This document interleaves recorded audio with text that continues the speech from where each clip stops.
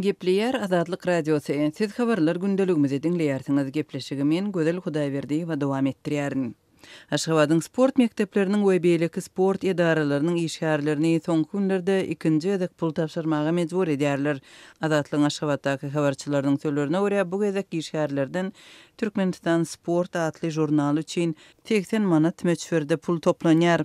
Prezident Gurbanguly Berdimuhammedowyň mart aýynyň başynda esaslandyran bu täze jurnal üçin toplanýan pul onuň resmi bahasyndan 2 hesse ýokary. Jurnalyň ýüzünde onuň bahasy 39 manat diýilip görkezilýär. Ýurdun beýleki neşirler ýaly ýüzi türkmen milli nagyşlary bilen bedelen we prezidentiň suraty ýerleşdirilen bu jurnalyň birinji sany aprel aýynda peýda boldy. Neşiriň özünde ýerleşdirilen maglumatlara görä, ol sport we ýaşlar syýasaty boýunça ministrliginiň ýanynda 7900 san bilen çapdan çykýar. Jurnal prezidentiň 2019-njy ýylyň 3-nji martynda nomer 1114 karary bilen esaslandyrylypdyr.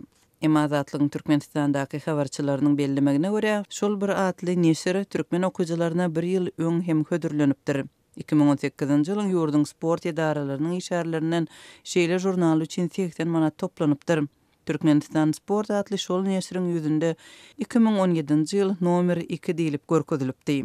Türkmenistanyň sport edaralarynyň işgärleri şu çaka çenli beden terbiýe we sport jurnalyny satyn almaga mejbur edilipdi. 2010-njy ýyldan beri çap edilen bu jurnal döwlet edara kärhanalarynyň hökman ýazylmaly neşirleriniň sanawyna girýär.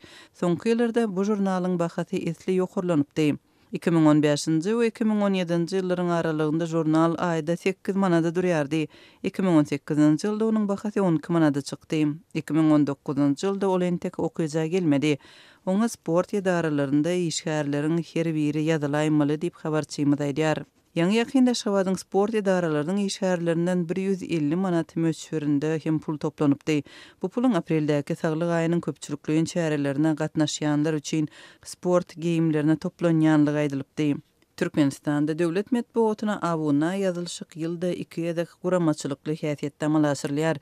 Milli medeniýete awuna ýazylmak döwlet edaralarynyň işgärleri we ýokary okuwçylarynyň okuwçylary üçin hökmany bolup, soňky ýyllarda onuň puly aýlyklardan we stipendiýalardan tutulup alınýar.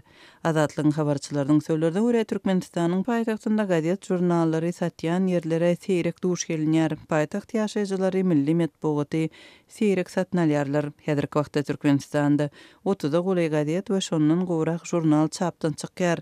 Olaryň etaty mazmuny döwlet syýasatynyň propagandasyna bagyşlanýar we ýurdun ýygyderli ösýänligini habar berýär.